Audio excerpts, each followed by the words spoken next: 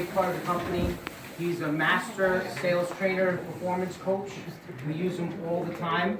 He's trained some of the largest real estate brands that are doing sales.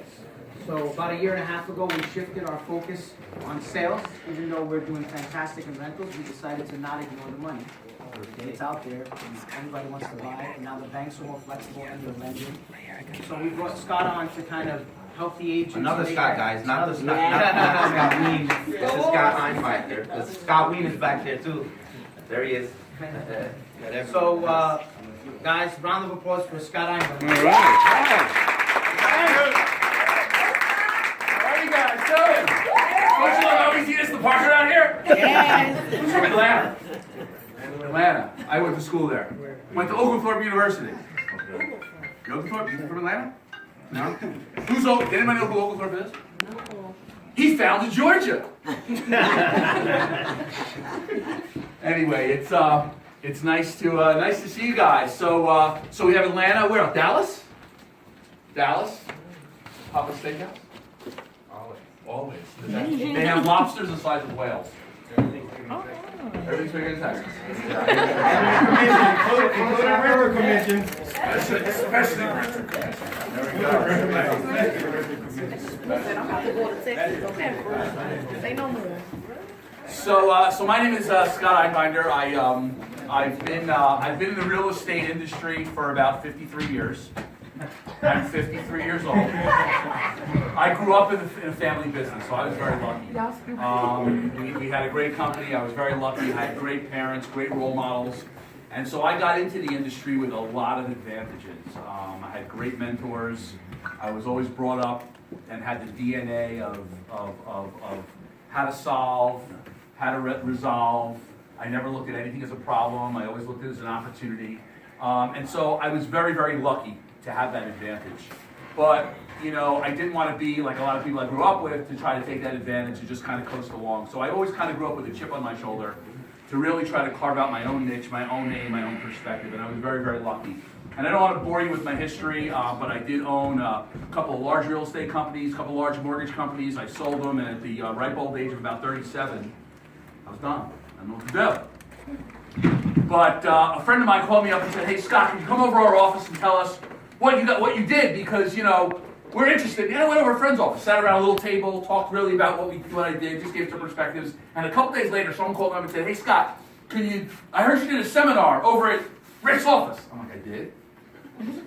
He goes, "What do you charge for that?" And I threw out a number, and he goes, "Can you come next week?" And I go, "Okay." And that's how I got into what I'm doing. I've been doing it ever since. And so I do about 200 dates a year. I travel a lot. I'm on a plane usually every week. I live in New Jersey. Don't hold it against me. Everybody else does. And I run around, and I have a particular niche in what I do. I don't really have to call myself a trainer, because I think that's what you get at the zoo. I like to consider myself more of a motivational sales strategist. That's at least how I see myself. And the one bad thing about training is you can get what they call training junkies. And you know what a training junkie is? They go to every training. They are experts in training. They know the book. They're the smartest salespeople out there. You know them, Scott? The training junkie. And that becomes problematic. And so what I've always tried to do is to create a balance between sharing, but really inspiring inspiration and implementation.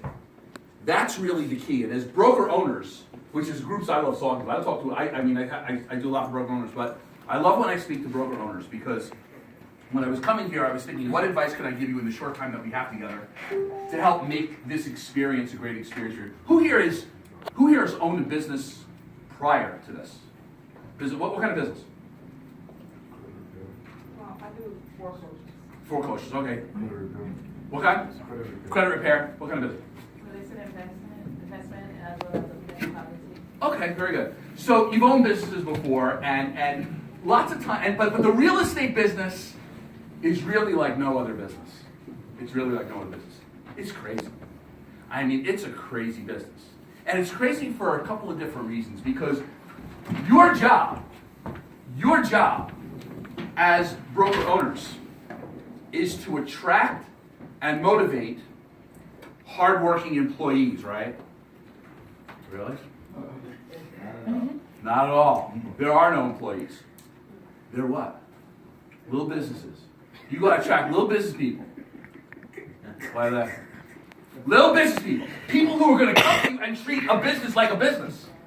But here's what you're going to find out very quickly in this business.